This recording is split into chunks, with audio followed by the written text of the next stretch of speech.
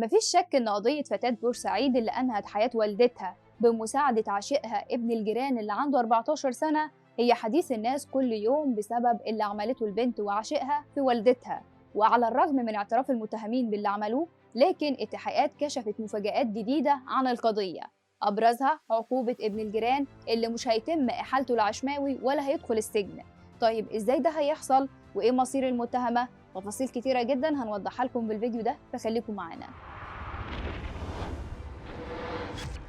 على مدار الأيام اللي فاتت كانت وقعت البنت اللي أنهت حياة والدتها بالتعاون مع عشيقها ابن الجيران اللي عنده 14 سنة هي حديث الناس كلها على السوشيال ميديا والرأي العام، بسبب اللي عملته البنت دي وعشيقها، بإنها كانت بتترجاها إنها حتى تسيبها تقول الشهادة وهم مش رحموها.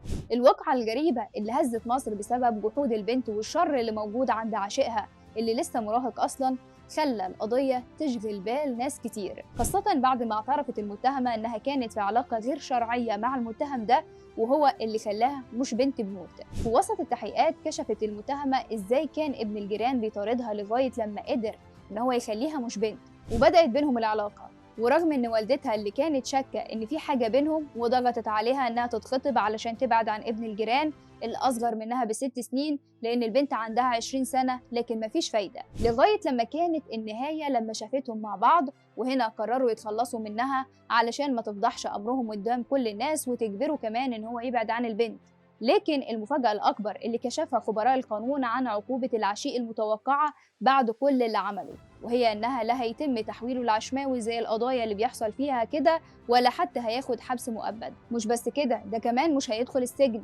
طيب إزاي ده هيحصل؟ على الرغم من العمايل الكتير اللي عملها المتهم، إلا أن القانون لا يعاقب بالإحالة لعشماوي أو السجن المؤبد أي شخص أقل من 16 سنة، وبدل من كده هو بيعتبر قاصر، وبالتالي بيتم محاكمته على أساس إن هو قاصر ولسه صغير. وحتى بعد كل اللي عمله وتخلصه كمان من والدة حبيبته بالطريقة الصعبة اللي حصلت، إلا أنه هيكون قاصر وبالتالي مش هياخد أي عقوبة كبيرة، سواء إن هو يتم إحالته العشماوي أو حتى السجن المؤبد، لأن المادة 11 من قانون القاصر بتنص على أنه لا يحكم بالإحالة العشماوي ولا بالسجن المؤبد ولا بالسجن المشدد على المتهم اللي لم يتجاوز سنه 18 سنة، وده 18 سنة كاملة كمان وقت ارتكاب الواقعة اللي عملها. مش بس كده، لكن القانون حدد برضو إنه ما يدخلش السجن أي شخص أقل من 16 سنة، وبيكون في الحالة دي حتى لو تمت محاكمته قدام محكمة الجنايات إنه ما يدخلش السجن، ولكنه بيكون العقوبة الحبس اللي عليه بيقضيها في الإصلاحية.